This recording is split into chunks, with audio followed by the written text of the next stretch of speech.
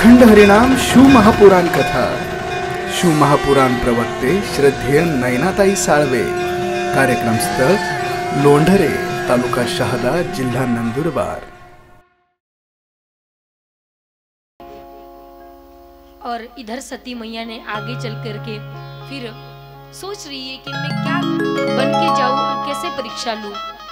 तो सोचा कि जिनके लिए इतना विरह इनके मन में है, उन्हीं का अगर मैं रूप धारण कर लूं तो सीता मैया का रूप धारण करके जैसे ही आगे गई तो प्रभु ने पहचान लिया था कि ये मेरी माता सती मैया है।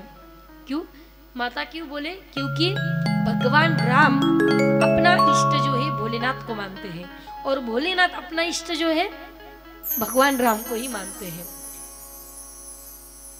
राम शिव को पूजते हैं और शिव राम को पूजते हैं। तो इसीलिए राम जी ने पहचान लिया कि ये मेरी तो माता है। तो जैसे ही पास गई परीक्षा लेने के लिए सती, तो बोले हे मैया, मेरे पिताजी को कहाँ छोड़ के आई हो? मेरे इष्ट देव कहाँ बैठे हैं? आप अकेली इस घोर वन में क्या कर रही है? कहाँ घूम रही है? जैसे ही इतनी बोली तो पहले तो विस्मित हो गई, चकित हो गई कि मैं तो साधारण व्यक्ति समझ बैठी थी। अरे नहीं, मैंने तो बहुत बड़ी गलती कर दी। क्यों? क्योंकि मुझे भोलेनाथ ने तो पहले ही कह दिया था कि ये भगवान विष्णु के अवतार है, साक्षात श्री प्रभु रामचंद्र है। मैंने तो इनको साधारण पुरुष समझ करके परीक्षा लेने आ गई। तो तुरंत अपने पहले स्वरूप में परिणत हो गई और आते ही भगवान से पहले क्षमा मांगी मनोमन कि हे शिवजी, मैंने आपके ऊपर अविश्वास किया था।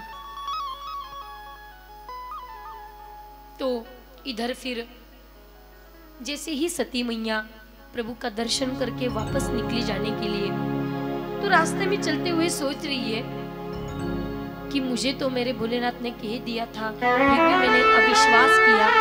और एक बात बताऊं, जब सती से पहले, विवाह करने से पहले, जब देवताओं और ब्रह्मा जी समझाने के लिए गए थे कि आपको विवाह करना पड़ेगा, तब विवाह से पहले भगवान ने एक अट रखी थी कि जिससे आप मेरा विवाह कराना चाहते हैं, उसने अगर मेरे शब्द के ऊपर मेरे प्रति अगर कभी अविश्वास दिखाया तो उसको मैं त्याग दूंगा, तभी मैं आपके कहने से विवाह करूंगा, अन्यथा नहीं करूंगा।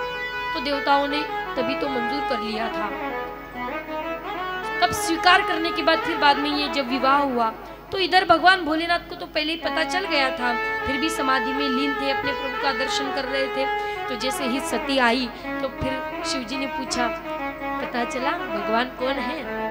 वो तो साक्षात भगवान विष्णु है, लेकिन लीला करते हुए ऐसे साधारण पुरुषों की तरह अपने पत्नी के विरह में रो रहे हैं। तो उस समय तो सती मैया कुछ नहीं बोली। फिर से पूछा, क्या तुमने उनकी परीक्षा ली?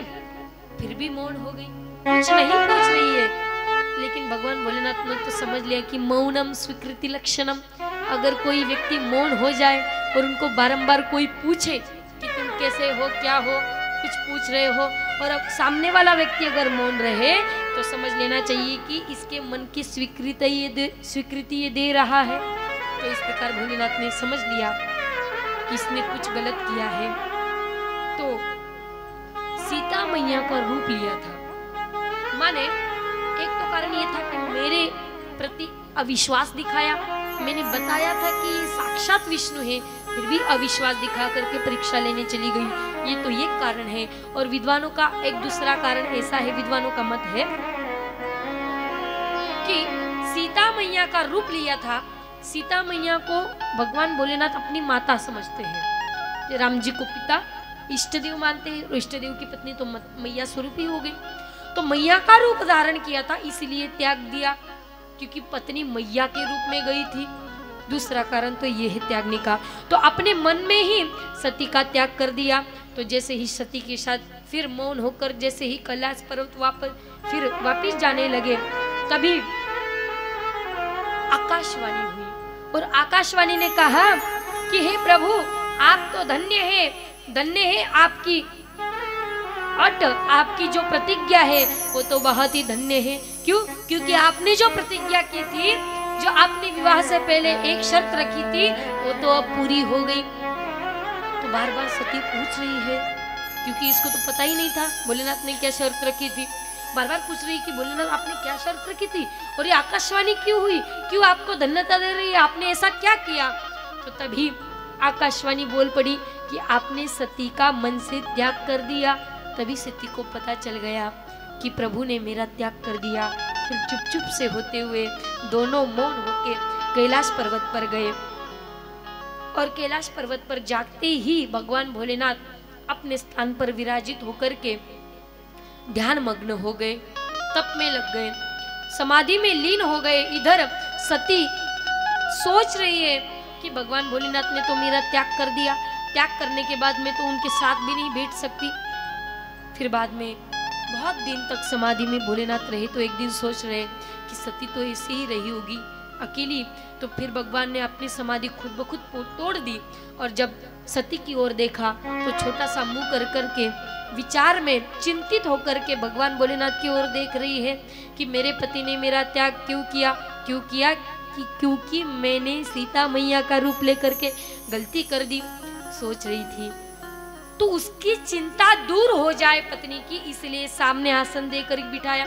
जैसे पास बैठने लगी तो बोला, नहीं, मैंने तुम्हारा त्याग किया है, तुम मेरे वाम भाग में विराजित नहीं हो सकती, तुम सामने बैठो। आसन दिया सामने। जब सती मैया बैठ गई तो बैठने के बाद उनको फिर सत्संग सुनाने लगे। ऐसे बढ़िया बढ़िया सत्संग सुनाए भगवान का, न जाने कितने प्रकार के शास्त्र सुनाए हैं। यहाँ पे तो श्री शिव महापुराण में बहुत सारे वर्णन दिए गए हैं। तो इस प्रकार जब सुनाया तो उस सत्संग को सुन करके थोड़ा बहुत सती मैया भूल गई थी, प्रसन्न मन चित्त वाली जैसे पहले रह रही थी वैसे रहने लगी।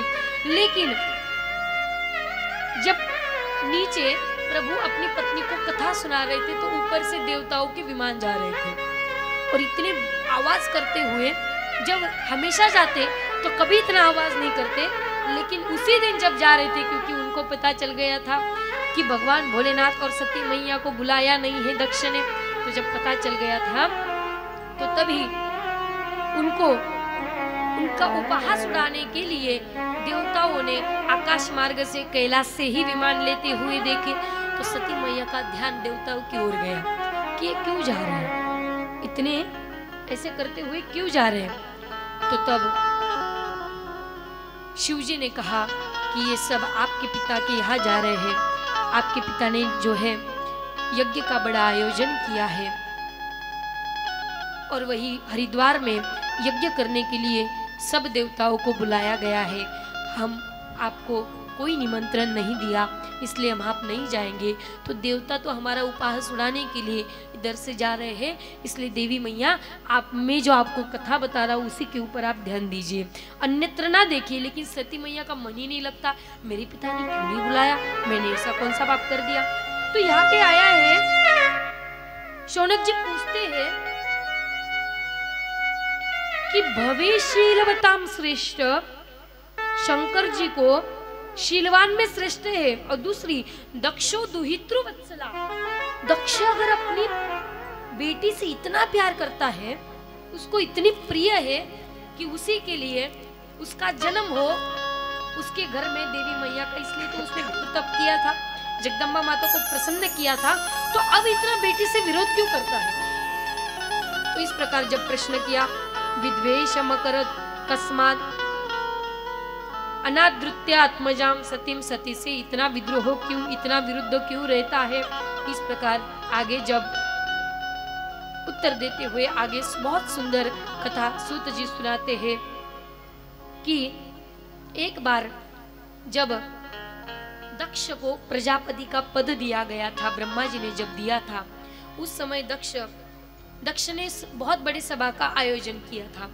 और सभा में जैसे ही बहुत सारे देवी देवता वहाँ पे विराजित थे, सभी अपने अपने सिंहासन पे बैठे हुए थे। वहाँ पे सभी देवताओं के साथ में ब्रह्मा जी भी आए थे, पितामह ब्रह्मा जी थे, भगवान विष्णु भी थे और भगवान भोलेनाथ भी आए थे। सभी देवताओं ने जैसे ही दक्ष आया और प्रजापति होने के कारण उसके मन में थोड़ा सा गर्व हो गया था, अहंकार उत्पन्न हो गया था। तो अहंकारवश वो जैसे ही उसने सभा में प्रवेश किया तो प्रवेश करते ही सभी देवता उठ खड़े हुए। क्यों क्यों? प्रजापति है भाई, तो उसका सम्मान करने के लिए देवता खड़े हुए। लेकिन भगवान भोलेनाथ अपने भगवान के, अपने इष्ट देव के समाधि में लीन थे, उनका चिंतन कर रहे थे, उनकी छवि देखते हुए अपने आप को आनंद दे रहे थे, उनका नाम चिंतन करते हुए। तो भगवान भोलेनाथ का ध्यान नहीं रहा उठने का, तो भगवान तो वैसे ही बैठे रहे क्योंकि अपने इष्ट देव को याद कर रहे थे। तो इस प्रकार जैसे ही दक्ष ने चलते समय देखा, अरे ये तो उठा ही नहीं, ऐसे क्यों? सभी देवता जैसे ही मैं आया, मैंने जैसे इस सभा में प्रवेश किया तो सभी देवता उठ खड़े हुए मेरे सम्मान के लिए, तो ये क्यों नहीं उठा? तो दूसरी तरफ ये तो मेरा जमाता लगता है, मेरा दामाद है, इसका ऐसे क्यों किया उसने? तो जब आगे गए, सिंहासन पर आरूढ़ होते हुए जैसे ही सब देवी देवता बैठ गए, तो पहले तो दक्ष बहुत क्रोधित हुआ और क्रोधित होने के बाद उसने उस समय मरकट लोचन कह दिया भगवान शिव को। यहाँ पे आया है, गृहीत्वा मृग शावाक्षा पानी ही मरकट लोचन।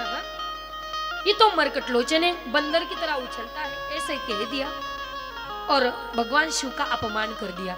फिर भी भगवान शिव अपने इष्ट देव की छवि को देखते हुए, गुणगान करते हुए फिर भी लीन हो गए। फिर भी उन्होंने ध्यान नहीं दिया। तो ध्यान नहीं दिया। एक बात बताऊं मैं आपको, अगर किसी को क्रोध दिलाना हो तो सामने वाला चाहे कुछ भी बोले, आपको गाली दे या फिर कोई कुछ भी बख्शा बख्श कुछ भी बोले, अगर आप वैसे ही चुप रहेंगे और मुस्कुराते रहेंगे तो सामने वाला और ज्यादा भड़केगा, और ज्यादा क्रोध करेगा। तो भगवान भोलेनाथ तो हे आत्माराम, अपने आप में रमने वाले, अपने आप आत्माराम में रमते हैं। तो जैसे ही उस समय भगवान की, राम जी की छवि का ध्यान कर रहे थे, अपने आप में रम रहे थे, तो तभी दक्ष ने जैसे ही मरकट लोचन कह दिया, फिर भी उनको सुनाई नहीं पड़ा। तो हंसते हुए और दक्ष की तरफ देखने लगे, ध्यान करते हुए। दक्ष के और आया गुस्सा, तो फिर तो बहुत वहां पे खरी खोटी सुनाया। और जब दक्षो अथाप उपस्पृश्य क्रुद्ध शक्तुम प्रचक्रमे, इस प्रकार सभी देवी देवताओं के सामने न जाने कुछ कुछ बोल दिया। इस प्रकार तभी से दक्ष जो है अपने जमाता और अपनी दुहित्री वत्सला माने जो अपनी बेटी है, प्यारी बेटी, उसी से फिर विमुख हो गया। जितना प्यार करता था वो सब प्यार ऐसे समझ लो पानी में ही चला गया। फिर तभी से वो क्रोध करता। और एक दिन जब उसने वो यज्ञ का प्रारंभ किया, कहा तो हरिद्वार में किया था, कनखल नामक जो जगह है वहाँ यज्ञ करना जब चाहता था तो बृहस्पति सवम नाम समरे वे क्रतुत्तमः, अनेक अनेक ऋषियों को बुलाया, सभी देवी देवताओं को बुलाया, लेकिन इधर भगवान शंकर जी को और सती को कोई आमंत्रण नहीं था। सती ने जाने के लिए हट किया पति से।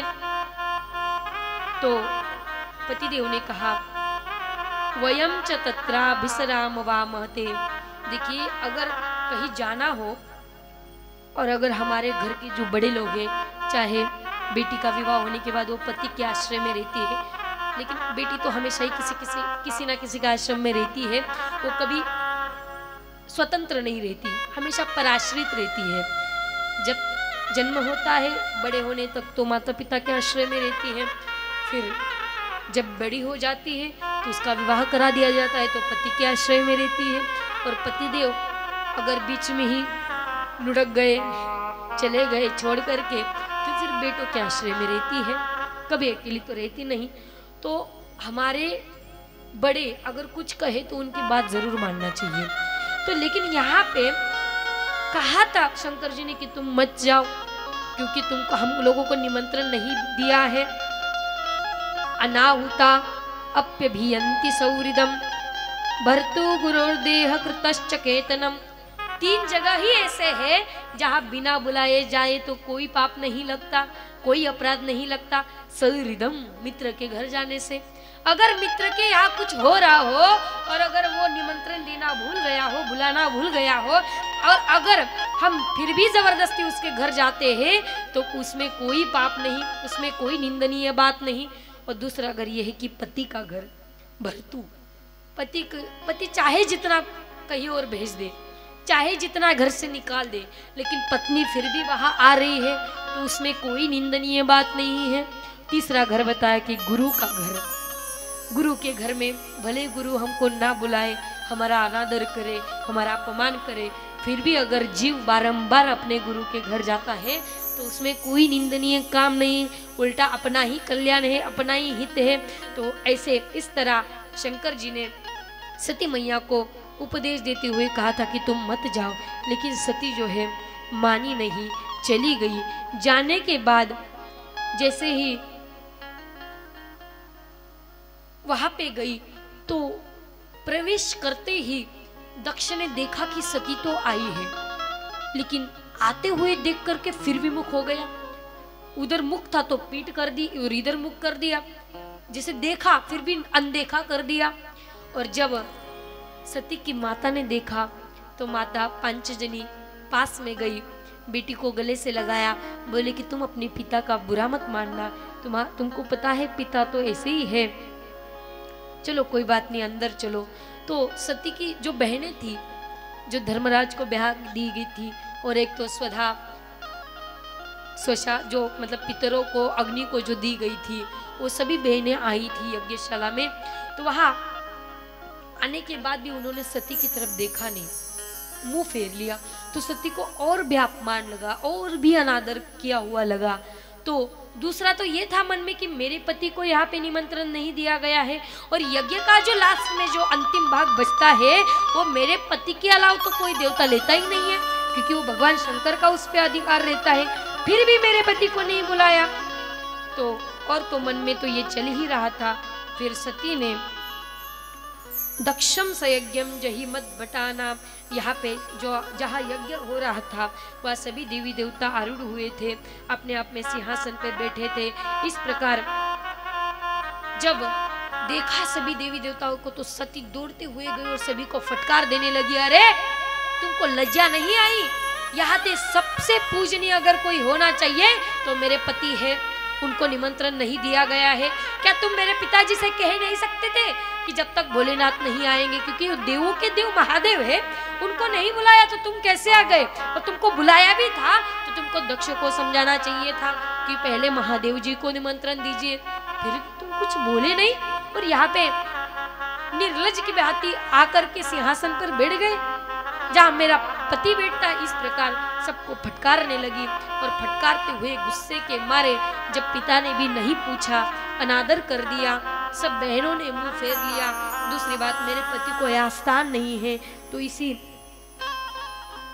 चिंतन में जहाँ अग्नि जल रही थी उसी यज्ञ कुंड में जाकर के भगवान भोलेनाथ का स्मरण करते हुए उसी सती ने अपना देह को उसी यज्ञ कुंड में जला के भस्म कर दिया। बोलिए श्री जगदम्बा माता की जय। उसी प्रकार जैसे ही अपने आप को वहां पे जला करके भस्म कर दिया, सभी देवी देवता देखते ही रह गए, कोई कुछ नहीं कर पाया, दक्ष भी देखता ही रह गया।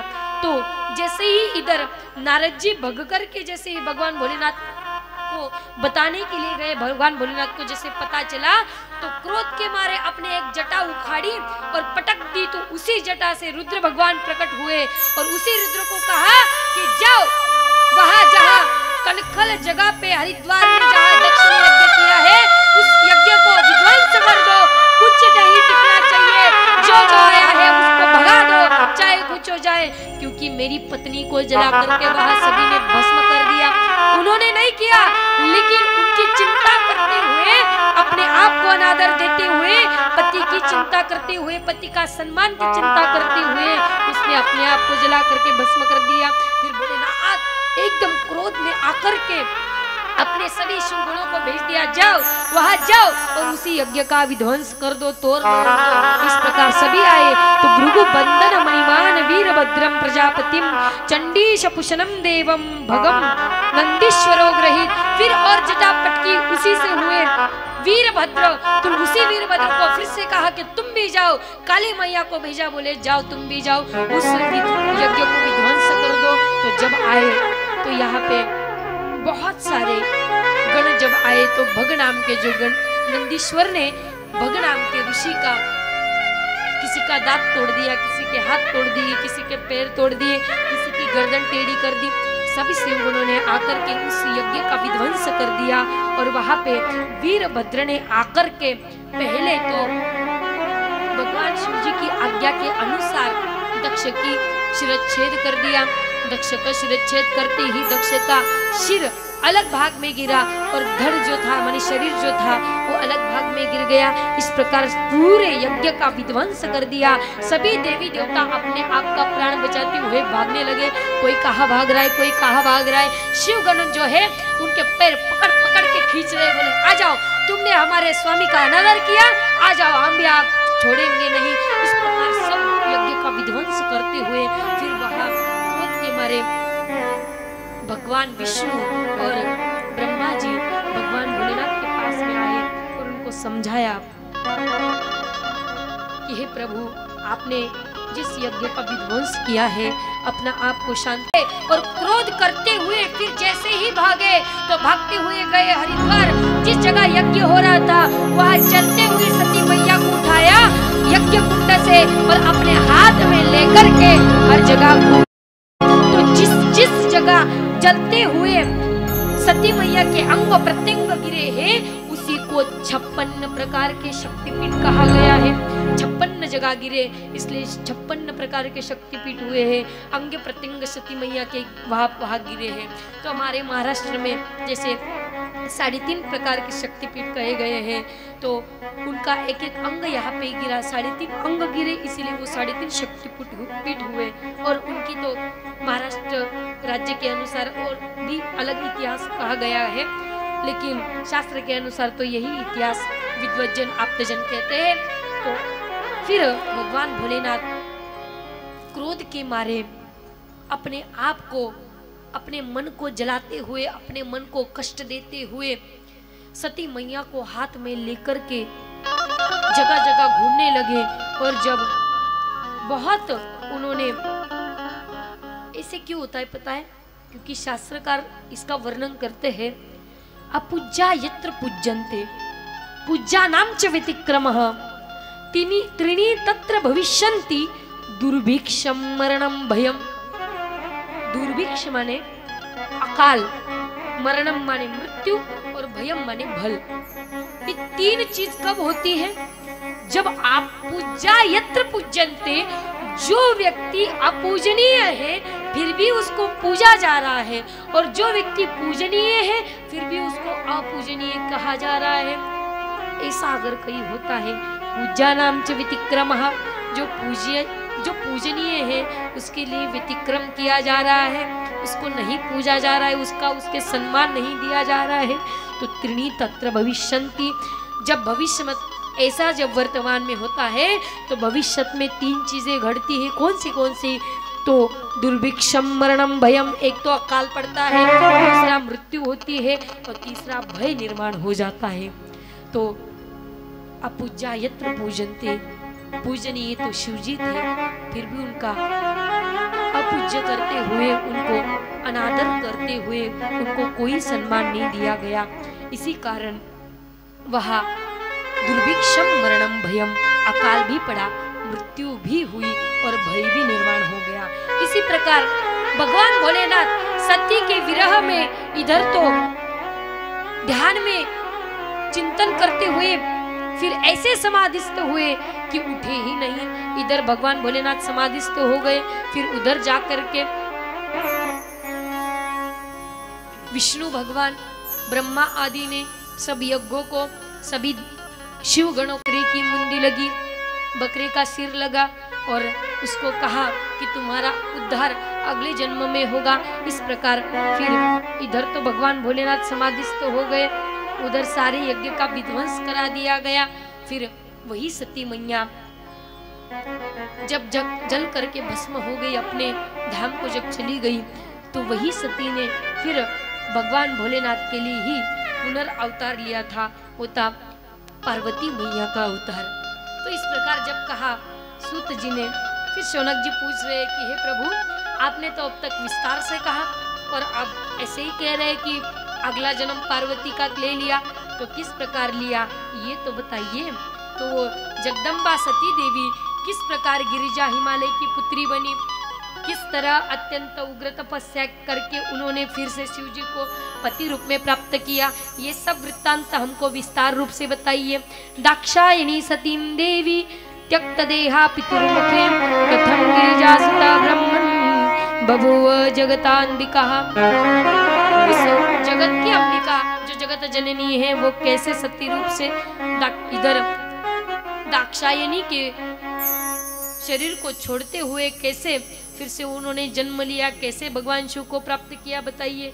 तो इस प्रकार आगे वर्णन करते हुए कहते हैं कि हिमवान नामक जो सबसे बड़ा पर्वत है, वो हिमवान को एक दिन लोक कल्याण जान करके विवाह करने की इच्छा हुई। तो विवाह करने की जैसे इच्छा हुई तो उन्होंने ब्रह्मा जी से कहा कि हे प्रभु, मुझे विवाह करने की इच्छा है, तो मैं कैसे करूं? तो पर्वत के लिए जो पितरों की कन्या थी उसका नाम था मेना, क्योंकि स्वधा जो थी वो पितरों को ब्याह दिया गया था। तो उनकी जो बेटी थी मेना, वो बहुत ही सुशील कन्या थी, सर्वगुण संपन्न थी, सुंदर दिखने में थी। तो उसी सुंदरी मेना से हिमवान का विवाह करा दिया गया। तो आगे चल करके मैना और हिमालय दोनों पति पत्नी अपना दाम्पत्य जीवन बिताते हुए वहाँ सुंदर विवाह करके रहने लगे। तो आगे ये मैना कैसे हुई, तो इसका वृत्तांत यहाँ पे बताया गया है। स्वधा नामक जो दक्ष की पुत्री थी, मैंने बताया था ना आपको 60 पुत्री हुई थी, अभी जो बताया श्री शिव महापुराण के अनुसार और श्रीमद् भागवत महापुराण के अनुसार 16 पुत्री हुई थी। 16 में से जो है 13 धर्म को ब्याह दी गई, एक अग्नि को दी, स्वाहा अग्नि को दी गई, स्वधा जो थी वो पितरों को दी गई, और जो सती थी वो भगवान भोलेनाथ को दी गई। जो स्वधा थी वो पितरों की पत्नी, तो स्वधा से ही 3 पुत्रियां हुई। पहली हुई मैना देवी, दूसरी हुई धन्या और तीसरी हुई कलावती। तो ये जब बड़ी हो गई तो बहुत ही ये तीनों कन्या जो थी बहुत ही सुंदर और सुशील दिखती थी। एक बार बोलिए हर हर महादेव, और थोड़ा जोर से हर हर महादेव। देखिए थोड़ा फ्रेश हो जाइए, क्यों? क्योंकि अब हमारा भोलेनाथ का विवाह होने वाला है आगे चल करके, तो इसीलिए ध्यान दे करके कथा सुनिए। तो ये जो 3 कन्या थी बहुत ही सुशील थी। तो वहां पे बहुत बड़े बड़े एक दिन साधु संत का वहां पे मेला लगा, और मेले में सब साधु संत आए। तो सभी के दर्शन करते हुए, सभी की वंदना करते हुए, स्तुतिगान करते हुए सबने दर्शन लिए। तो आज जैसे सनत कुमार आए, सनक सनंदन सनातन सनत कुमार 4 भाई आए, तो उनको उनके पैर स्पर्श नहीं किए, चरण दर्शन नहीं किए, तो उनको बड़ा आया क्रोध। और ये तीनों ने मेरे चरण नहीं स्पर्श किए, हमको प्रणाम भी नहीं किया। तो क्रोधवश सनकादि ऋषियों ने उन तीनों बेटियों को, तीनों कन्याओं को श्राप दे दिया। बोले जाओ तुम ऐसे ही पड़ी रहो। तो जैसे ही बोले कि हे प्रभु हमसे गलती हो गई, हमको माफ कर दीजिए और इस श्राप का कुछ विनाश हो जाए, ऐसे करिए। तो इस प्रकार फिर आगे समझाते हुए फिर सनकादि ऋषियों को दया आई, छोटी बच्चियां है क्या करें। तो बोले कि चिंता ना करो, तुम्हारा कल्याण कब होगा, तुम इस श्राप से कब मुक्त होगी। तो बोले तुम हिमालय की जब पत्नी बनोगी तो तुम्हारे गर्भ से साक्षात जगदम्बा जननी पार्वती के रूप से प्रकट होगी। और दूसरी जो कन्या थी धन्या, तो उसको आशीर्वाद देते हुए कहा कि जाओ, जब राजा जनक के घर तुम विवाह करके जाओगी तो तुम्हारे गर्भ से साक्षात जगदम्बा का अवतार होगा, उसका नाम होगा सीता। इस प्रकार फिर तीसरी जो कन्या थी उसका नाम था कलावती। तो उसको कहा कि जाओ, तब जब तुम बरसाना में वृषभानु ग्वाल की जब पत्नी बनोगी, वैश्य की पत्नी जब बनोगी, तो तुम्हारे गर्भ से राधा का अवतार होगा। तो इसी प्रकार तीनों के गर्भ से साक्षात देवियों का ही अवतार होने वाला है, प्रकट होने वाला है। तो इस प्रकार आशीर्वाद देते हुए तीनों का यहाँ पे वृत्तांत बताया है। तो पूर्व जन्म की इस प्रकार कथा स्वधा की बताई गई है, मैना की बताई गई है। तो अद्भुतेयम कथा प्रोक्ता मनो पूर्वगति शुभः विवाहश्च श्रुतः सम्यक परमं चरितम वदः। तो इस प्रकार शौनक जी कह रहे हैं कि हे प्रभु, और पता है जैसे ही शौनक जी को कथा सूत जी सुना रहे हैं ना, तो उसी प्रकार ब्रह्मा जी भी नारद जी को कथा सुना रहे हैं, यही श्री शिव महापुराण की। और एक तरफ तो स्वयं खुद नंदी सनत कुमारों को ये कथा सुना रहे हैं। ऐसे कथाओं का ये भी क्रम चल रहा है। तो यहाँ पे नारद जी बार बार प्रश्न पूछते हैं और ब्रह्मा जी बताते हैं, वर्णन करते हैं। उधर बार बार सनकादि प्रश्न पूछते हैं तो नंदीश्वर बताते हैं, और इधर बार बार शौनक जी प्रश्न पूछते हैं तो सूत जी बताते हैं। तो जब शौनक जी ने बताया कि प्रभु आपने स्वधा का पहले जन्म का वृत्तांत तो बता दिया, मैना का, अब हमको अगली कथा बोलिए, सुनाइए। इस प्रकार मैना का विवाह करा दिया गया हिमवान पर्वत से, हिमालय से। तो आगे चल कर के समस्त देवतागण, ऋषि मुनि और ब्रह्मा विष्णु यहाँ पे फिर मैना देवी और हिमालय के विवाह में भी आए थे और उनको आशीर्वाद देते हुए, मंगल कामना देते हुए बोले कि तुम्हारे गर्भ से तो साक्षात जगदम्बा जननी मैया प्रकट होने वाली है। और ऐसे बोलते हुए जब चरण स्पर्श किया तो हिमालय राज बोली कि मैं तो धन्य हो गया, क्योंकि आप मेरे घर पधारे। अद्य में सफलम जन्म सफलम समुत तपः, अद्य में सफलम ज्ञानम, अद्य में सफला क्रिया। मेरी क्रिया, मेरा जन्म, मेरा तप, मेरा कर्म और मेरा जन्म भी सफल हो गया है। आप सबका दर्शन मुझे प्राप्त हुआ। इस प्रकार कहते हुए सभी देवी देवता अपने अपने घर चले गए। और यहाँ पे फिर दिव्य में जगता अम्ब शिवलोक निवासिनी सदा शिव प्रिय दुर्गे त्वाम नमामो महेश्वरी। इस प्रकार स्थान में स्थित समस्त देवता जगदम्बा का स्मरण करते हुए, स्तुति गान करते हुए जगदम्बा को कहने लगे कि हे देवी मैया, आप जल्दी से प्रकट होइए, क्योंकि आप जब तक प्रकट नहीं होंगी तब तक हमारे जो कार्य है वो सिद्ध नहीं होंगे। तो उमा देवी को दिव्य रूप से देवताओं ने दर्शन किया, स्तुतिगान करते हुए फिर आगे चल करके वहीं पे देवी मैया अंतर्ध्यान हो गई। देवता भी अपने अपने घर चले गए। तो आइए हम भी आगे की कथा में प्रवेश करने से पूर्व आप सबको, क्योंकि हमको बाराती जाना है ना, भगवान की शादी में जाना है ना, नहीं जाना है, तो बाराती जाने से पहले तो हम मेकअप करते हैं कि नहीं, घर में श्रृंगार तो करते हैं ना।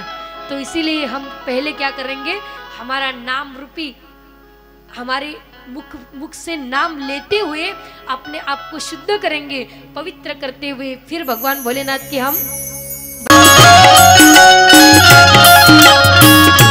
मेरा पल पल बीता जाए मुख से जप ले नमः शिवाय। तेरा पल पल बीता जाए मुख से जप ले नमः शिवाय।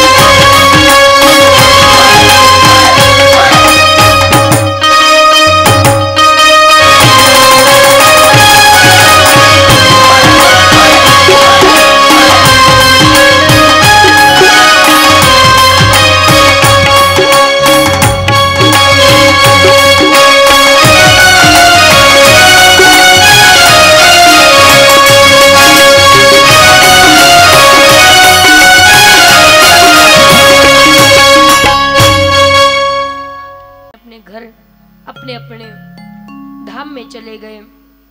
तो आगे चल करके फिर हिमालय राज ने और मैना देवी ने तपश्चर्या करने की सोची। हम तप करेंगे और जगदम्बा मैया को अपनी पुत्री के रूप में प्राप्त करेंगे। इस प्रकार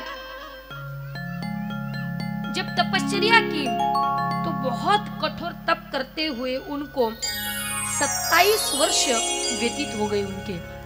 तो जब 27 वर्ष व्यतीत होने के बाद जब देवी मैया ने उनको दर्शन दिया तो दर्शन देते ही जैसे ही हिमालय राज ने अपने आंखें खोली, देवी मैया के दर्शन किए, तो उसको खींच करके अपने बाहों से आलिंगन दिया देवी मैया ने और आश्वासन दिया कि आप चिंता ना करें, मैं आपकी पुत्री बनकर के, पर्वतराज की पुत्री बनकर के, हिमालय की पुत्री बनकर के आप ही के घर आऊंगी और आपने जो कार्य के लिए तप किया है उस तप का फल मैं आपको जरूर दूंगी। इसलिए आप चिंता ना करें, मैं जल्दी ही आने वाली हूँ। क्यों? क्योंकि मुझे भी अपने प्रभु से ज्यादा दिन दूर नहीं रहना है। जब आपकी पुत्री बन के आऊंगी तो भगवान भोलेनाथ से विवाह मुझे जरूर करूंगी, इसलिए मैं जल्दी ही आने वाली हूँ। इस प्रकार प्रसन्न होकर देवी मैया ने गले से लगा करके उन दोनों का आशीर्वाद दिया और फिर जैसे ही तप खत्म हुआ, देवी मैया का आशीर्वाद पाकर के हिमालय और मैना देवी अपने स्थान में गए। तो बाद में हिमालय राज ने मैना देवी को गर्भाधान करने के बाद साक्षात जगत जननी जगदम्बा मैना देवी की उदर में प्रवेश पा गई। तो जैसे ही उनके उदर में प्रवेश किया, निवास करने लगी, तो इतना ऐसे लग रहा था कि मैना तेजो मंडल के बीच में स्थित होकर के शोभा पा रही हो। इतनी सुंदर लगने लगी, इतना तेजमय कांति और इतना प्रकाश उनके मुख से, उनके शरीर से, उनके अंग से झलकने लगा कि मानो कोई देवी मैया ही इनके स्वरूप में आ गई हो। इस प्रकार सुंदर दर्शन करते हुए ऊपर से देवी देवता भी हर्षित होने लगे कि हमारी मैया अब जन्म लेने वाली है और जन्म लेके जल्दी जल्दी बड़ी होके विवाह करके हमारा कार्य सिद्ध करेगी। देखिए देवता कितने स्वार्थी हैं, हर्षित भी इसलिए हो रहे हैं ताकि जल्दी से पार्वती मैया आ जाए, विवाह हो जाए और जैसे कार्तिकेय का जन्म हो जाए, असुरों का विनाश हो जाए, हम सब ध्यान ठीक से बैठ लें। कितने स्वार्थ से विचार कर रहे हैं। तो इस प्रकार इधर फिर देवताओं ने स्तुति की मैया की और स्तुति करने के बाद इधर 9 महीना पूरा हो गया, 9 महीने बीत गए, 10वां महीना लग गया। तो 10वां दिन भी पूरा, 10वें महीने का जो अंतिम दिन था वो भी पूरा होने के लिए आया था। बीतते नवमे मास दर्शमे मासी पूर्णता गर्भस्था सागतिम दद्रे कालिका जगदम्बिका। इस प्रकार जब अंतिम समय में जैसे ही पार्वती मैया बाहर निकलने लगी तो उदर के बाहर आते हुए उस समय वर्णन करते हैं कि प्रकट होते हुए वसंत ऋतु में चैत्र मास की 9वीं तिथि का प्रारंभ हो चुका था। मृगशिरा नक्षत्र में आधी रात के समय में, आधी रात्र के समय में साक्षात जगदम्बा उधर से प्रकट हो गई। बोलिए श्री जगदम्बा मैया की। इस प्रकार जब जगदम्बा मैया का प्रागट्यकरण हुआ वो अयोनि संभव है, तो साक्षात उधर से निकल करके प्रकट हो गई। तो जैसे देवी मैया का स्वरूप था वैसे ही देवी के रूप में प्रकट हो गई थी। तो जैसे ही इधर मैना देवी ने देखा तो बहुत प्रसन्न हो गई और प्रसन्न चित्त से अपनी बेटी की ओर देखने लगी। उधर से ऊपर से सभी देवी देवता देख रहे हैं। सभी जैसे ही पता चला कि देवी मैया का जन्म हो चुका है, मैना के गर्भ से पुत्री का जन्म हुआ है, इतना जैसे ही पता चल गया सबको बाहर, तो हिमालय राज ने सभी पर्वतों को निमंत्रण दे दिया। बोले मेरे घर तो बेटी का जन्म हुआ है, मेरे घर में साक्षात लक्ष्मी आई हैं। तो वहाँ पे दुंदुभी बजने लगी, नगाड़े बजने लगे, शहनाइयाँ बजने लगी और सब जगह बधाइयाँ बटने लगी। इतना ही नहीं, मंगल गीत गाने शुरू हुए। तो इस प्रकार जब मंगल गीत गाने शुरू हुए तो हम भी देवी मैया के आने का स्वागत तो हम भी करेंगे। तो आइए हम आप सब मिलकर के गाते हैं। मेरी छोटी सी किशोरी बड़ी प्यारी लागे, मेरी छोटी सी किशोरी बड़ी प्यारी लागे।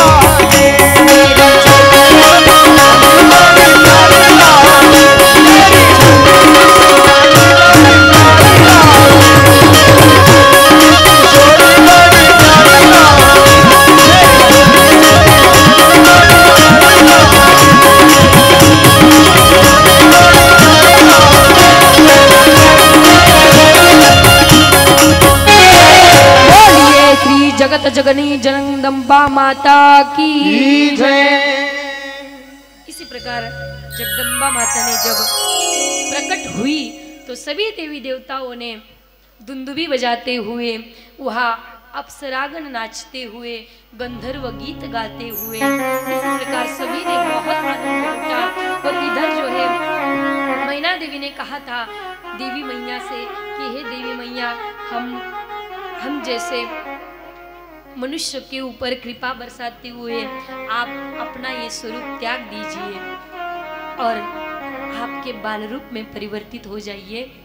परिणित होने के बाद इधर जैसे ही छोटी सी शिवा माने पार्वती मैया, तो जैसे ही थोड़ी थोड़ी बड़ी होने लगी तो वहाँ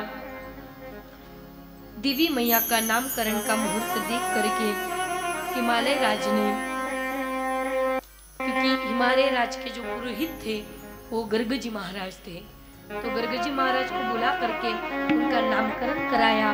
तो अनेक नाम उमा देवी के हुए, उमा भी हुआ, पिछले जन्म का जो नाम था सती भी पड़ा, और पर्वतराज की बेटी होने के कारण उनका नाम पार्वती पड़ा। इस प्रकार नामकरण करने के बाद फिर जैसे ही थोड़ी सी बड़ी हो गई गिरिराज नंदिनी, तो आगे चल करके फिर वो विद्या अर्जित करने के लिए वहाँ पे गुरु से विद्या पढ़ने लगी। तो नारद महर्षि उनके गुरु हुए। नारद महर्षि रोज आते और रोज अपने प्रभु के बारे में उनको कथाएं, उनका यशोगान सुनाते। इस प्रकार आगे चलते हुए फिर एक बार नारद जी जब हिमालय राज्य के घर पे आए तो प्रसन्नता पूर्वक हिमालय राज और मैना देवी ने अपनी बेटी को गोदी में बिठाते हुए अपना हाथ, उस बेटी का हाथ जो है नारद जी को दिखाते हुए बोले कि हमारी इस बेटी का आप भविष्य बताइए, इसके भविष्य में क्या है आप ये बताइए।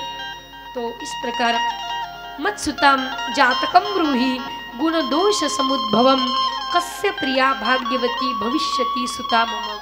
मेरी इस सुता का, मेरी इस प्रिय पुत्री का आगे का भविष्य क्या है, ये किसकी भाग्यवती बनेगी, किसकी सौभाग्यवती बनेगी। इतना ही नहीं, इसके पतिदेव के गुण क्या होंगे, इसके भविष्य में इसको कौन सा वर प्राप्त होगा, उसके लक्षण आप बताइए।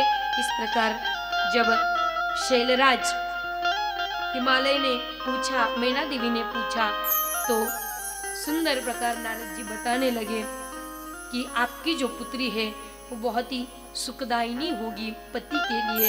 इतना ही नहीं, माता पिता की कीर्ति भी बढ़ाएगी, संसार की समस्त नारियों में सती रहेगी, माने साध्वी रहेगी, पतिव्रता व्रत में ये सबसे पारंगत पूर्ण सबसे प्रमुख रहेगी और स्वजनों को सदा ही आनंद देने वाली रहेगी। तो इस प्रकार बताते हुए स्वपते है सुखदाम्पत्यम पित्रोः कीर्ति विवर्धिनी महासाध्विश्च सुरुवासु महानंदकरी सदा। इस प्रकार वर्णन करते हुए फिर हिमालय राज ने पूछा कि इसके भविष्य में होने वाले जो पतिदेव है उनके कुछ गुण बताइए, कुछ लक्षण बताइए। तो इस प्रकार भगवान शिव को स्मरण करते हुए नारद जी ने बताया कि इसका भविष्य में होने वाला जो पति है, इसके रेखा में विलक्षण लक्षण आ रहे हैं कि वो योगी होगा, इसको ऐसा पति प्राप्त होगा जो योगी होगा, तपस्वी होगा, नंग धड़ंग वेश धारण करने वाला होगा।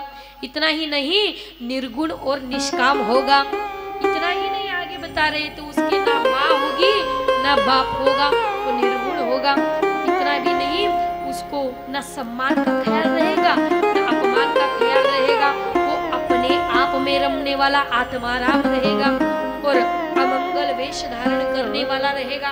इतने जैसे ही लक्षण बताए तो मैना देवी तो पहले मूर्छित हो गई कि मेरे पुत्री के भविष्य में, पुत्री के जीवन में इतना अलग सा पति लिखा हुआ है जिसके लक्षण सुनते ही अभी मुझे कष्ट हो रहे हैं। तो न जाने जब पुत्री बड़ी हो जाएगी, विवाह करके जब उसके साथ रहने लगी, तब उसको कितना कष्ट होगा। हमारा जमाता ऐसा होगा। तब तो दोनों पति पत्नी जो है दुखी हो गए। और हिमालय राज मैना देवी दुखी होने के बाद इधर तो मैया पार्वती तो खुशी हो गई। उनको पता ही था ये तो मेरी पति होने वाले हैं, क्योंकि बहुत दिन हो गए पति से वियोग हो चुका था। जब सती अवतार में थी तो सती स्वरूप में पति से वियोग होने के कारण अब तो संयोग होने जा रहा है, मुझे मेरे पतिदेव का, मेरे भोलेनाथ का दर्शन प्राप्त होगा। ये सुनकर के ही उनके जब लक्षण बताए तो लक्षण तो अलग बात रही, भगवान भोलेनाथ का दर्शन होगा ये सुनकर के ही पार्वती मैया खुश हो गई। लेकिन माता पिता दुखी हो गए। तो पार्वती मैया खुश होने के कारण इधर पुत्री के बारे में सोच रही है नैना देवी, हिमालय भी, और उनको स्नेह पूर्वक उनके सिर के ऊपर से हाथ घुमाते हुए अपने गोदी में बिठा लिए और उनकी भविष्य की चिंता कर रहे। देखिए इतनी हमारी प्यारी सी बेटी किसी नंग दड़ंग के हाथ में हम सौंप देंगे, ऐसा तो हो नहीं सकता। तो इस प्रकार मैना देवी चुपके से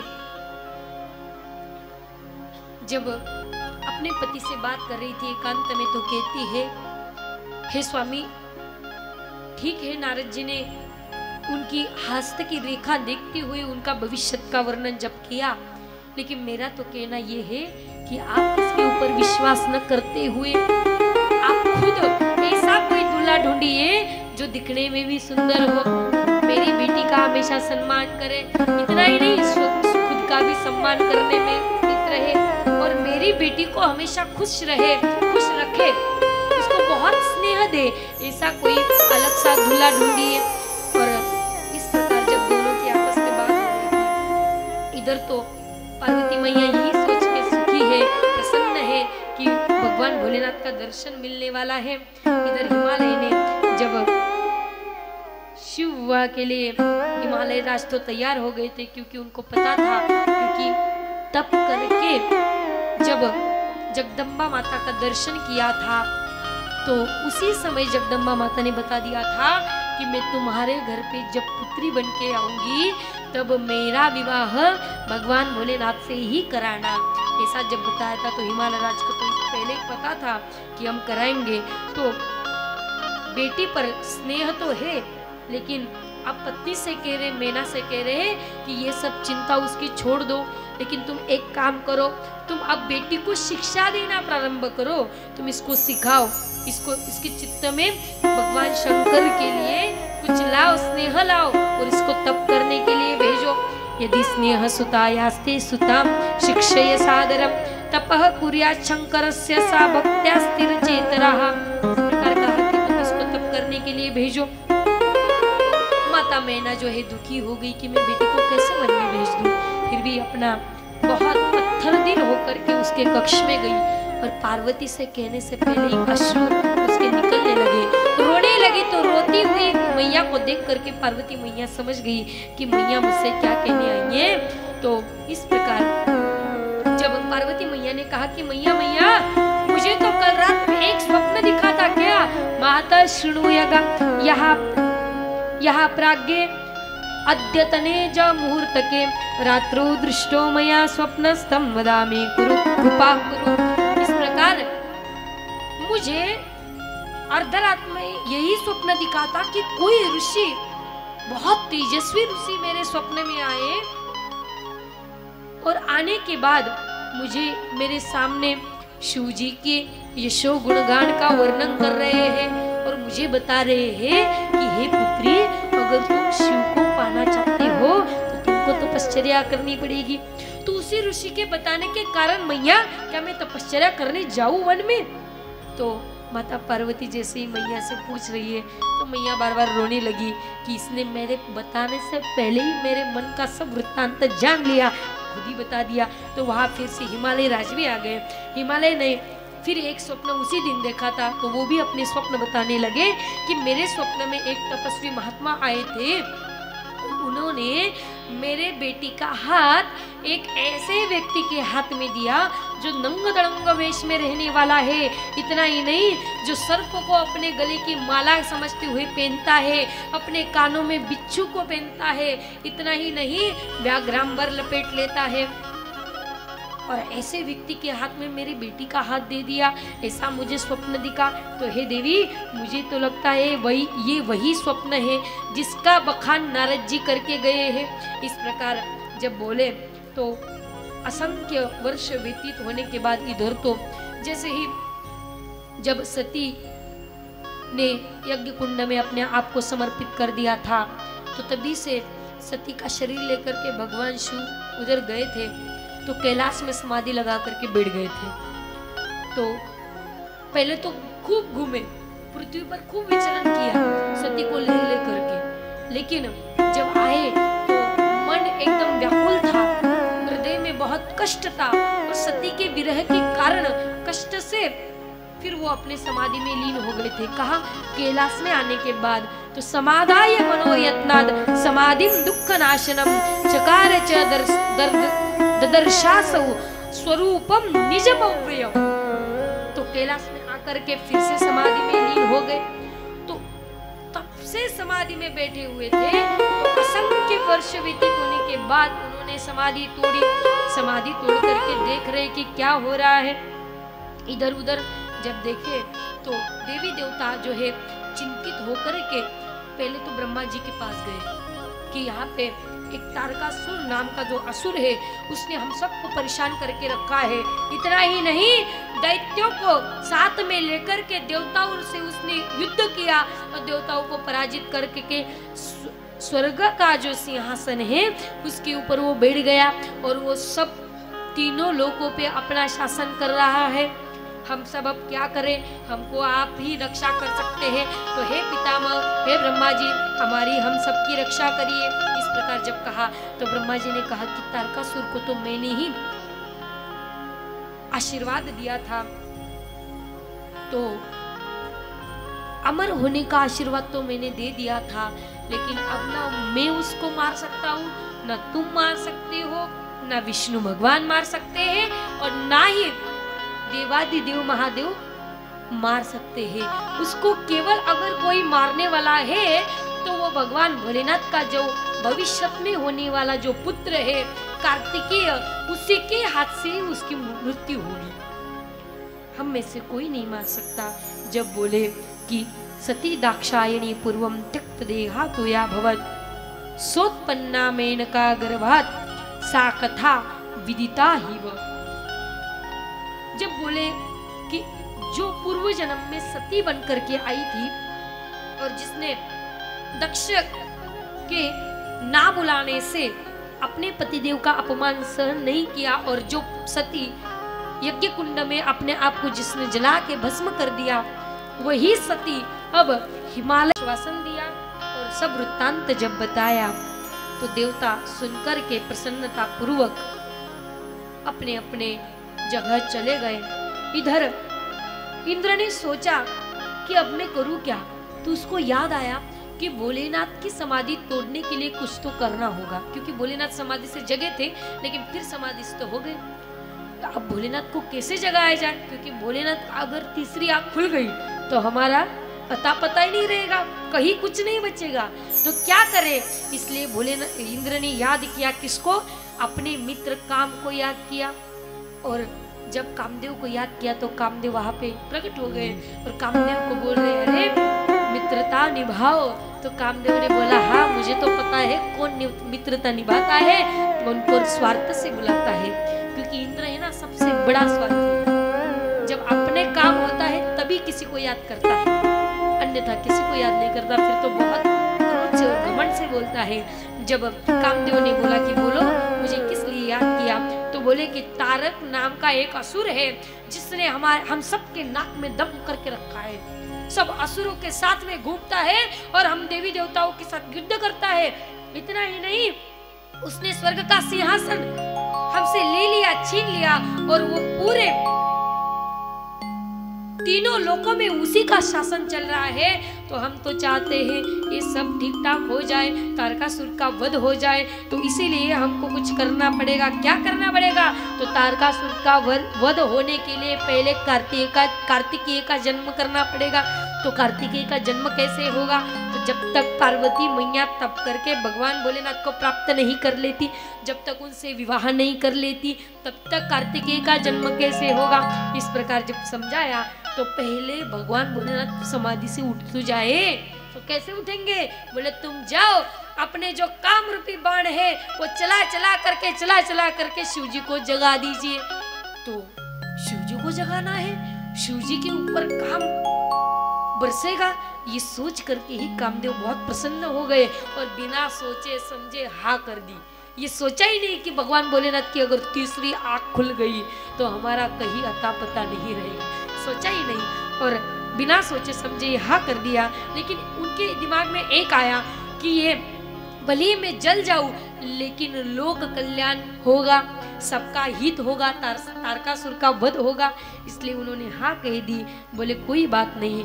तो तभी फिर कामदेव अपनी पत्नी रति को और वसंत ऋतु को साथ में लेकर के अपने काम बाणों को लेकर के वहां से निकले, गए कैलाश पर।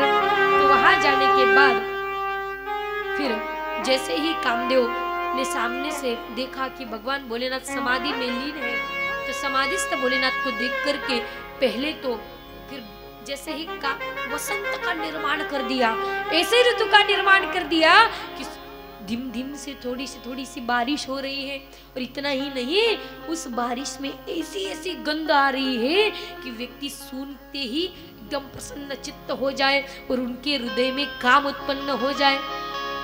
और इस प्रकार जब भोलेनाथ ने जब सुगंधि ली तो भोलेनाथ को लगा कि मैं तो समाधिस्थ हुई, सुगंधि कहाँ से आ रही है? तो फिर भी भोलेनाथ समाधिस्थ हुए, अपने आप से डगमगे नहीं, फिर भी प्रभु का ध्यान चिंतन मनन में लीन रहे। इस प्रकार फिर उस ऋतु को निर्माण करने के बाद भी फिर कामदेव ने ऐसा बाण चलाया तो बाण जाकर के भोलेनाथ के सीधा हृदय पे लगा। फिर भोलेनाथ के हृदय पे लगने के बाद पहले तो काम फिर तो नहीं हुआ काम, फिर दूसरा बाण चलाया, फिर भी वो हृदय पे गिर गया। और जब तीसरा चलाया तो तीसरा बाण चलाने के बाद भस्मसात् कृतवान् साधो मदनम तावदेवहि यावच्च मारुतां वाच क्षम्यताम् इति।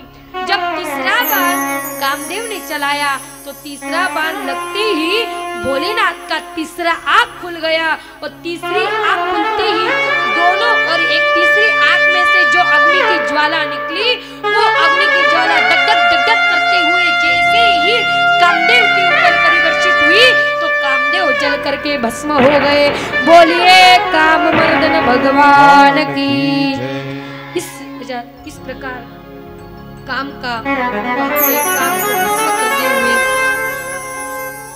सभी देवी देवता कहने ही वाले थे क्षम्यताम इति, प्रभु इसको क्षमा कर दो, प्रभु इसको क्षमा कर दो, इतना कहने ही वाले थे। उतने में ही तीसरी आंख खुल करके कामदेव तो भस्म हो गए, इतना भी समय नहीं लगा। तो जैसे ही कामदेव भस्म हो गए, इधर से रति को पता चला कि मेरे पतिदेव भस्म हो गए यानी मृत्यु को प्राप्त हो गए। तो ऐसा सुनकर के पहले तो मूर्छित हो गई, ऐसे मूर्छित हो गई थी कि जैसे मृत्यु को ही प्राप्त हो गई हो। फिर बाद में कुछ देर बाद जैसे उनकी मूर्छा लौट आई तो रति विलाप करने लगी, हरे किम करोमि क्व गच्छामि कृतं देवरीः मत स्वामिनं समाहुआ नाशयामासुरक्षिद्धताम्। इस प्रकार जब रोने लगी, विलाप करने लगी तो पूछ रही है, अरे मैं कहाँ हूँ, क्या कर रही हूँ, मैं कहाँ जाऊँ? देवताओं ने तो ऐसा किया कि अपना कर्म सिद्ध करने के लिए तो मेरे पतिदेव का मृत्यु कर दिया, मेरे पतिदेव को तो सीधा भस्म ही कर दिया। तो किम करोमि, मैं क्या करूँ, वो गच्छामि, मैं कहाँ जाऊँ? किम कृतम दैवतेरिह, इन देवताओं ने क्या कर दिया? मत स्वामिनम समाहूय, मेरे स्वामी को तो जला करके ही भस्म कर दिया। नाशाय मासुर धतम, उनको तो नाश ही कर दिया, अब मैं क्या करूं, मैं कहाँ जाऊं? इस प्रकार जब विलाप कर रही थी तो देवताओं ने पहले देवी को, रति देवी को सांत्वना दिया कि हे रति शांत हो जाओ, क्योंकि आपके जो पतिदेव मृत्यु को प्राप्त हुए माने भस्म जो हुए हैं वो फिर से जन्म लेंगे और आपके पति का और आपका फिर से मिलन होगा, संयोग होगा। अभी तो थोड़ी देर के लिए वियोग होगा है। और दूसरी बात, व्यक्ति जो कर्म करता है उसका फल भोगता है। ऐसे जब देवी देवता रति देवी को जब उपदेश दे रहे थे तो ब्रह्मा जी भी हंस रहे थे, अरे उपदेश देने में तो आसान है, लेकिन जब खुद पे गुजरती है तब तो पता चले। तो रति मैया और जोर जोर से विलाप करने लगी। तो सामने ही भोलेनाथ अपनी समाधि से जग गए थे। तो भोलेनाथ को सभी देवताओं ने कहा कि प्रभु आप ही रति को शांत कर सकते हैं। तो तभी भोलेनाथ रति से कहने लगे कि हे रति देवी, मेरे क्रोध से आपके पति का शरीर जो जल के भस्म हुआ है, लेकिन उनकी आत्मा जो है वो रहेंगे, लेकिन बिना शरीर से रहेंगे आपके साथ में। उनको शरीर कब प्राप्त होगा? जब रुक्मिणी के साथ भगवान श्री कृष्ण द्वारिका में रहेंगे, उनका विवाह होने के बाद जब प्रद्युम्न उनका पुत्र अवतार लेगा, पुत्र का जन्म होते हुए उसी प्रद्युम्न को शंबरासुर नामक असुर उठा के लेके जाएगा, समुद्र में फेंक देगा।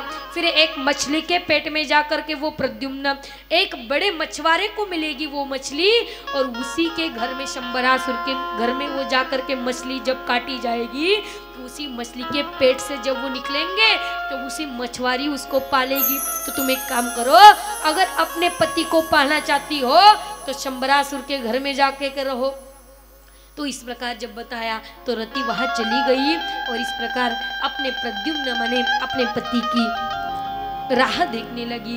यहाँ रति को सांत्वना देते हुए आगे चल करके फिर भगवान भोलेनाथ के लिए सभी देवताओं ने कहा कि हे प्रभु अब एक काम करिए, हमने तो काम को जला करके भस्म कर दिया, क्योंकि आपको इस समाधि से जगाना बहुत उचित था। अगर आपको समाधि से नहीं जगाते तो ये तारकासुर नाम का जो असुर है वो तो उत्पात मचाता ही रहेगा। इसलिए प्रभु अब एक काम करिए, जल्दी से जल्दी इसको मारने वाला लाइए। तो कहाँ से लाए? बोले पार्वती से विवाह करना पड़ेगा। इस प्रकार इधर जो है देवता लोग भगवान भोलेनाथ को मना रहे, उधर जो है पार्वती ने भगवान भोलेनाथ को पाने के लिए कठोर तपश्चर्या करने के लिए वन में निकल गई।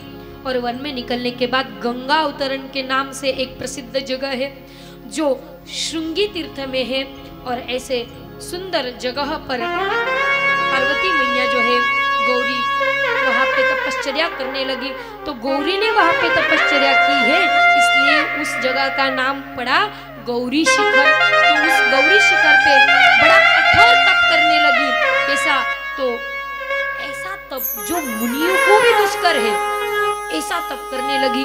ग्रीष्म ऋतु में चारों ओर अपने चारों ओर आग जला करके उसी आग में पंचाक्षर मंत्र का जप करते हुए बैठ के तप करने लगी। इस प्रकार कठोर तप कर रही थी। तो इधर देवताओं ने और विष्णु ब्रह्मा जी ने जाकर के भगवान शिव को समझाया।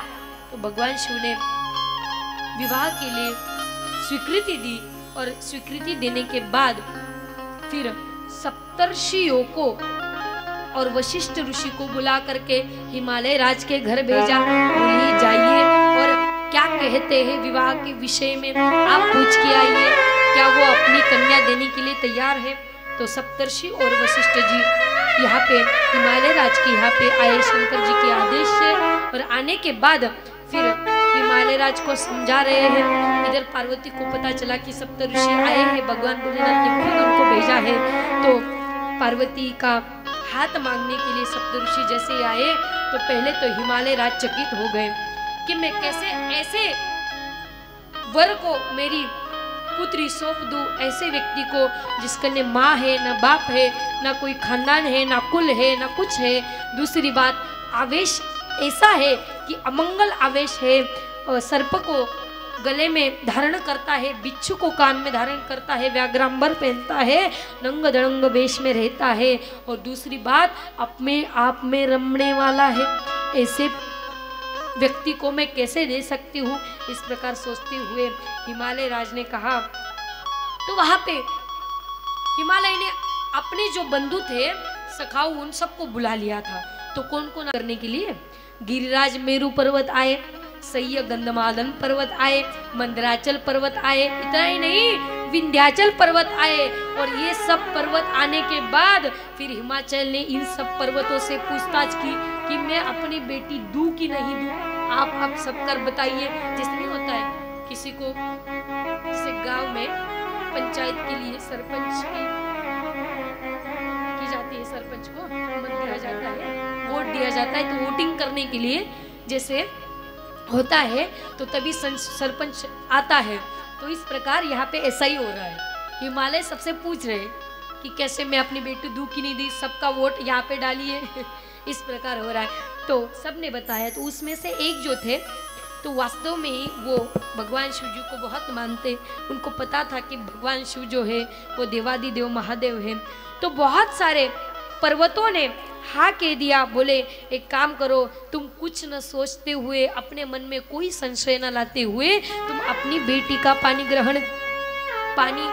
दान दे दो, अपनी बेटी को दान दे दो। ऐसा जब कहा तो हिमालय राज प्रसन्न हो गए और बोले कि हे ऋषियों, अब मेरे मन में कोई संशय नहीं है। क्यों? मदीयम च शरीरम वै पत्नी मेना सुता सुतः रिद्धि सिद्धिश्च चान्यद्वै शिवस्य च न चान्यतः। इस प्रकार जब बोले कि मेरा जो है मेरे पास वो सब अब भगवान शिव का है, क्या क्या बताया?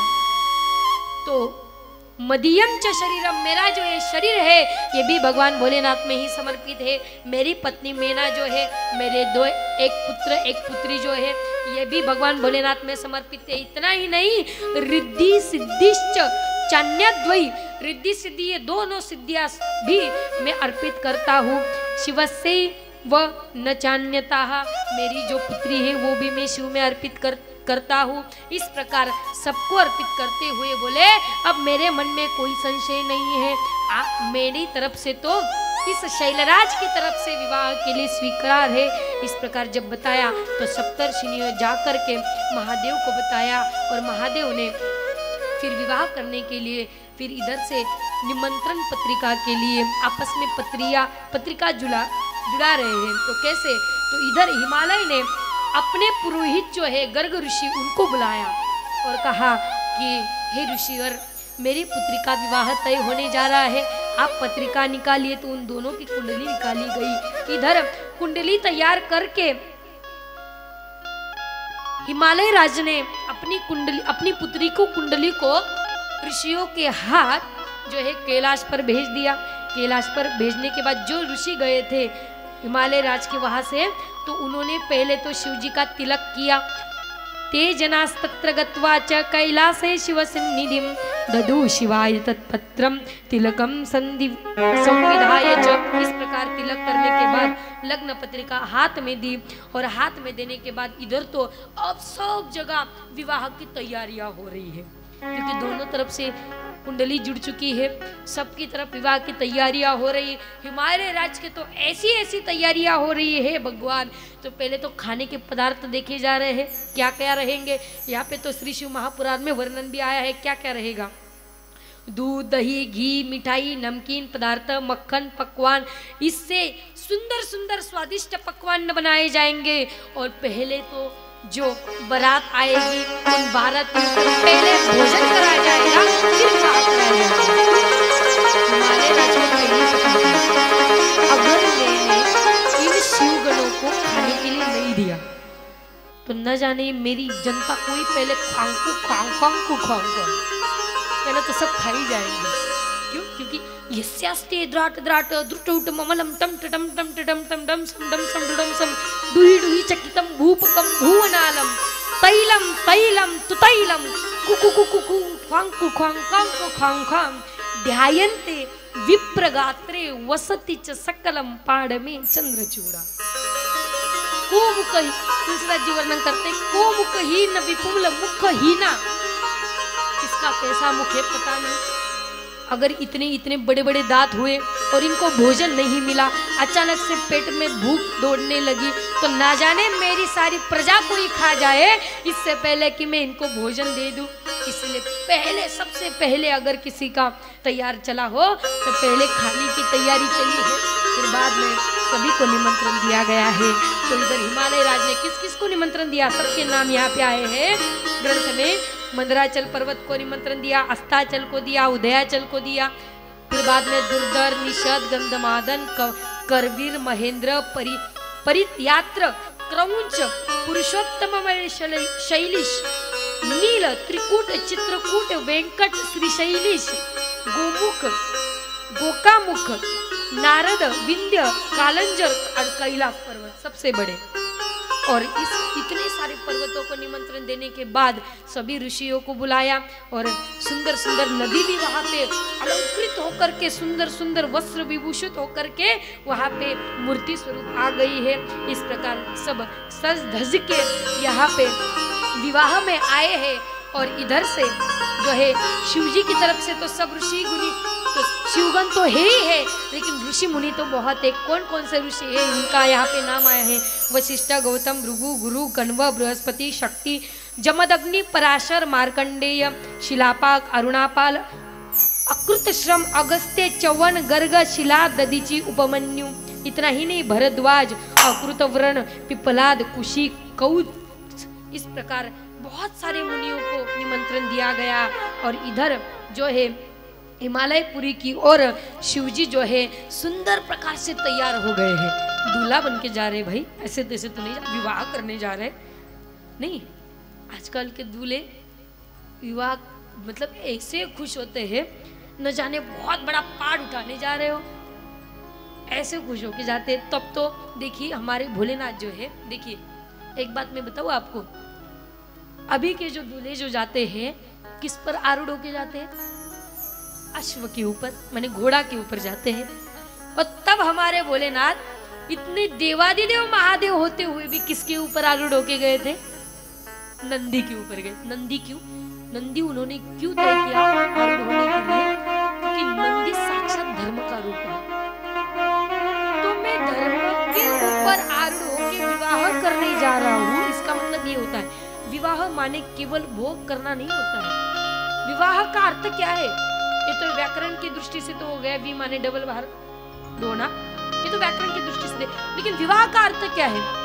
तो दो जीव एकत्रित आकर के धर्म के मार्ग पर चलते हुए, सबको धर्म के आदेश पर चला करके उपदेश देते हुए, सबको धर्माश्रित करते हुए चलते रहते हैं, उसको कहते हैं विवाह। केवल भोग भोगना और एक दूसरे के प्रति आश्रित रहना इतना ही नहीं है, विवाह का ऐसा अर्थ होता है। इसीलिए शिव जी ने धर्म के ऊपर आरूढ़ होकर धर्म को सवारी बनाया पहले तो, फिर विवाह में गए। तो इस प्रकार शिव जी बड़े सुंदर तैयार हुए। कैसे हुए तो बताइए, यहाँ पे वर्णन आए हैं। सर्वे सहस्रहताश्च जटा मुकुटधारिण चंद्ररेखा वतंसाश्च नीलकंठ स्त्रीलोचना। हाँ, कैसे तैयार हुए? सर पे सुंदर जटा का मुकुट बनाया हुआ है और मस्तक पे जो है चंद्रमा धारण किए हैं। इतना सुंदर नील कंठ है, क्योंकि विष धारण किया था ना, तो कंठ पूरा नीला हो गया था, तो नील कंठ है। और 3 नेत्रीधारी, त्रिनेत्र है ना, जैसे 2 और 1 इधर। इस प्रकार रुद्राक्ष की माला पहनी हुई है, सुंदर प्रकार से भस्म पूरे गरम गरम भस्म पूरे शरीर पे लगाया हुआ है। इतना ही नहीं, कुंडल पहने हैं। किसके कुंडल पहने हैं? बिच्छू के। बिच्छू के ले लिया, इधर ऐसे चिपका दिया, इधर ऐसे चिपका दिया। और गले में जो है सर्प की माला धारण की हुई है। इधर सुंदर सुंदर जो है कंगन पहने हैं। किसके कंगन? छोटे छोटे साथ जो थे ना, उनको ऐसे लिया, ऐसे तान के यहाँ पे बांध दिया, यही रहो, विवाह करने जाना है, यही बंधे रहो। इस प्रकार सुंदर प्रकार से जो है श्रृंगार किया। कैसे किया? तो रुद्राक्षाभरणे सर्वे तथा सद्भस्मधारिणः हार कुंडले केयूर मुकुट ताद्दीर अलंकृतः। इस प्रकार सुंदर अलंकृत होकर के आवेश में सर्पों के आभूषण को पहनते हुए जो है भगवान भोलेनाथ इंद्र आदि सभी देवताओं के साथ, सभी 33 कोटि देवता भी है, सबके शिवगणों के साथ, ऋषियों मुनियों के साथ, इतना ही नहीं ब्रह्मा विष्णु के साथ भी वहां पे भगवान भोलेनाथ जो है बारात लेकर के निकले हैं। तो आइए हम आप सभी भी भगवान भोलेनाथ की बारात में शामिल होकर के आइए हम भी भोलेनाथ का बारात का आनंद लेते हैं। शिव शिव शंकर की आई बल सखी दर्शन करे,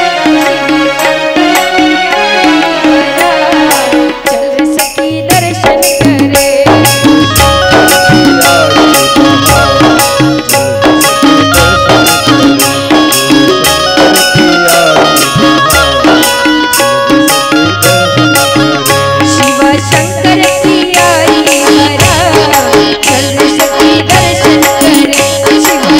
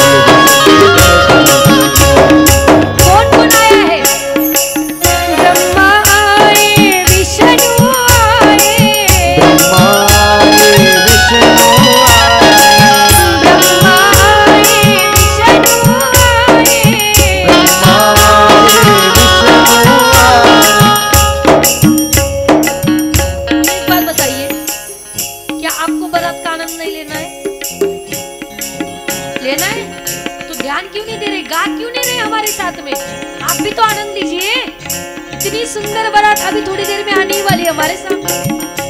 तो कौन कौन आने वाले भाई, हमको भी तो देखना है। इतना बड़ा दूल्हा आने वाला है, जगत का पति। हम नहीं देखेंगे दूल्हे को, बिल्कुल देखेंगे। तो हम सब भी अपना आनंद लेंगे। अभी हमारे सामने जो है सभी पार्वती मैया भी आएगी और उनके बारात में जो है इधर से कौन कौन आएंगे और उधर से कौन कौन आएंगे, दोनों तरफ की बारातियों का सबका दर्शन हम सबको होने वाला है। लेकिन इससे पूर्व आप भी आनंद लें, तो इसलिए हम सबके साथ गाइए। चल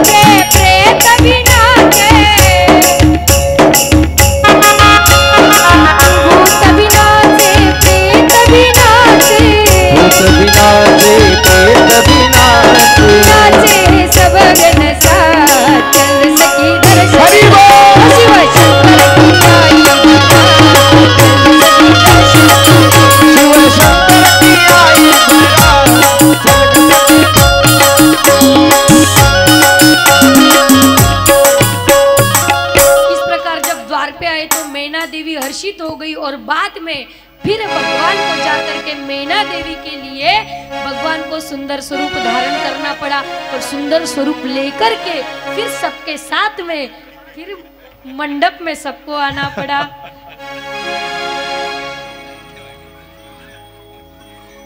इस प्रकार इधर ध्यान दीजिए, हम आप सभी भूतगण जो है सब आए हैं और देखिए अगर आप ज्यादा कुछ करेंगे तो सबको खा लेंगे। मैंने पहले ही बोला था ख्वांग कु ख्वांग ख्वांग कु ख्वांग ख्वांग, ये खाने वाली ही है सबको। इसलिए आप सब थोड़ा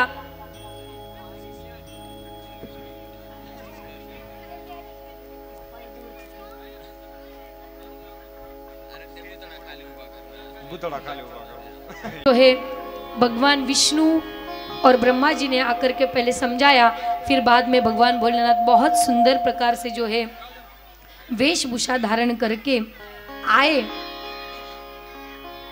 और मंडप में जब आए तब बाद में उनका विवाह शुरू हुआ।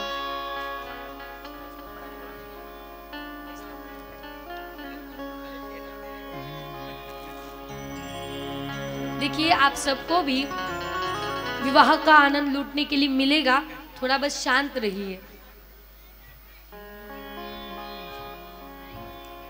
तो इस प्रकार यहाँ सभी देवी देवताओं के आने के बाद सुंदर प्रकार से हिमालय राज मैना देवी और आदि करके सभी ऋषि मुनि शिवगण सभी देवी देवताओं के साथ में मंडप में पधारे और मैना देवी के फिर मन से फिर मैना देवी और बाकी सब सखियां भगवान भोलेनाथ को देख करके तो सोच रही है कि कितना सुंदर दूल्हा जो है पार्वती को मिला है। इस प्रकार सोच के फिर अपने आप को धन्यता दे रही है अपने इन नेत्रों को कि ऐसे देवी देवताओं का सुंदर स्वरूप दर्शन करने के लिए इन नेत्रों को सुख मिल रहा है।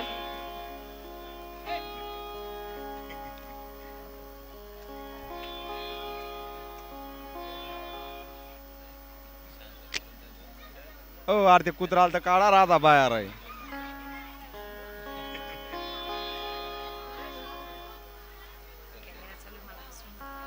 जब जोड़ी का जवाब नहीं, झोली का जवाब नहीं, शोका लगा है दरबार झोली का जवाब नहीं।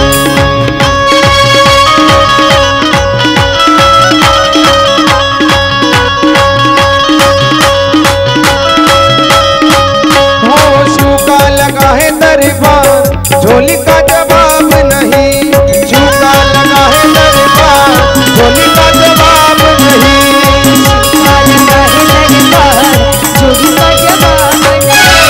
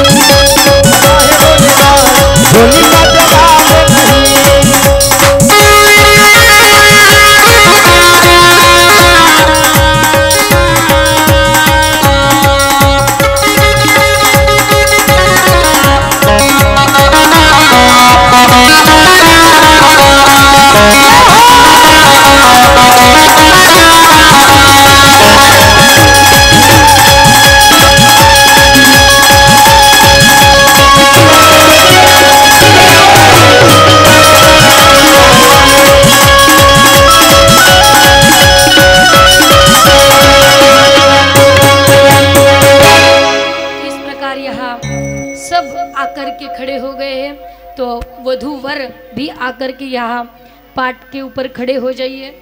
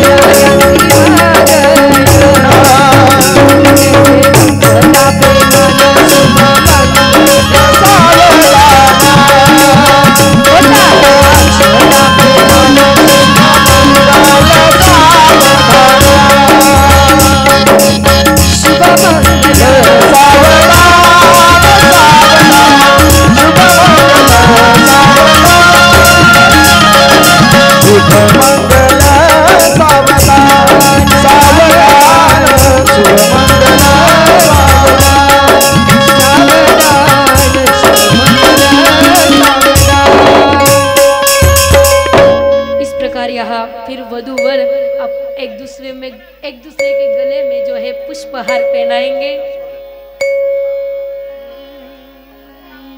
तदेव लग्नं सुदिनं तदेव ताराबलं चंद्रबलं तदेव विद्याबलं दैवबलं तदेव लक्ष्मीपते द्विगुणं।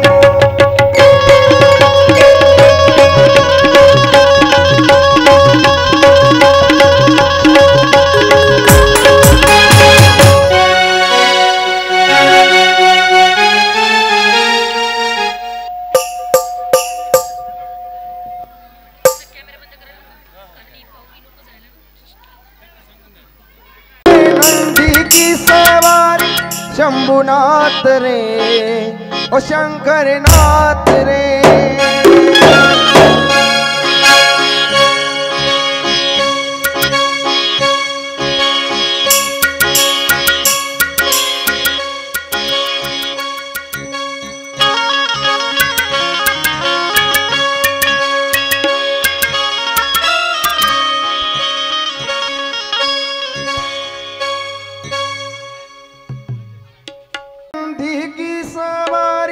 शंभुनाथ रे हो शंकर नाथ रे हो मेरा भोला है भंडारी तेरे नंदी की सवारी शंभुनाथ रे हो शंकर नाथ रे।